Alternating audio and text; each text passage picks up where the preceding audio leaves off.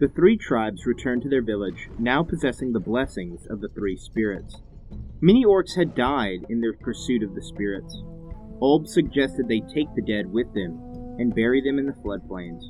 It was agreed, and the orcs set out for the Good Lands, a 30-day trek north out of the desert. Following the spirit Kaya, the rain sustained them every day. Many of the orcs learned the ways that Kaya drew up water and controlled the water as well as the weather.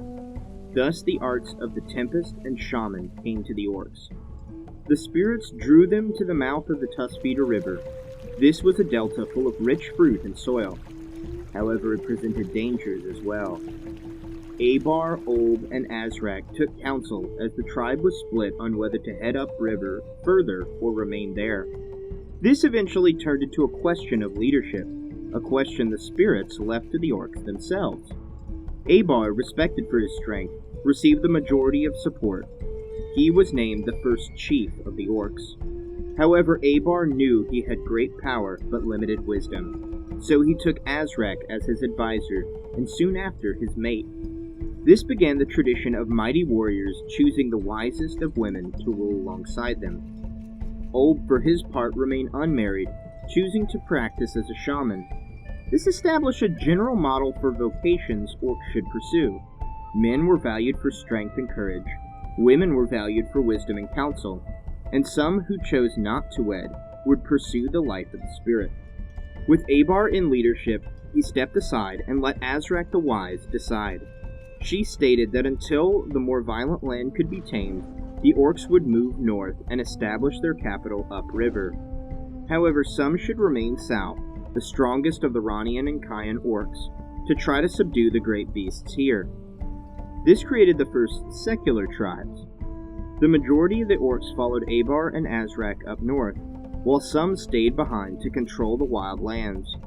The main tribe became known as the Strong Arm, while the southern satellite tribe became known as the Long Tusk. The capital city was called Ranclaw, and the satellite village, Azrakal. The Long Tusk leader was Levi the Constant.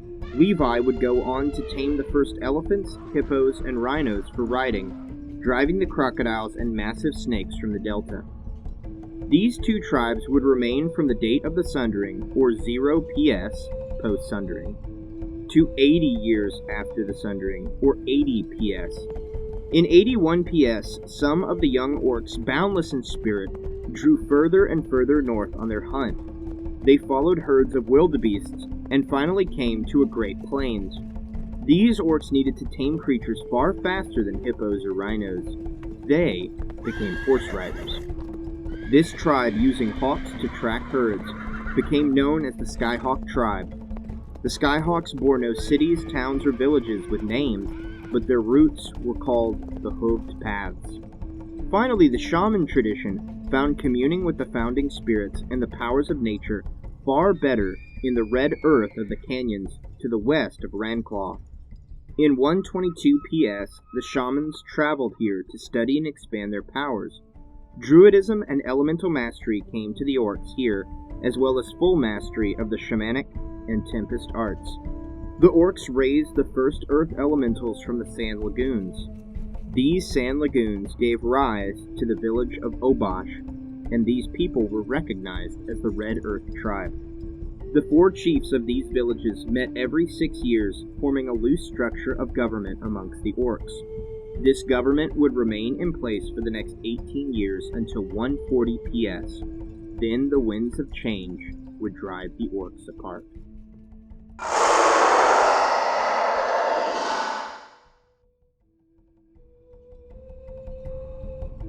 Hi, this is John with Master's Tale. We're a new tabletop role-playing game experience looking to spread to the wider US and beyond. Feel free to check out our products and links to more content below. And if you have any questions about the game, reach out in the comments section.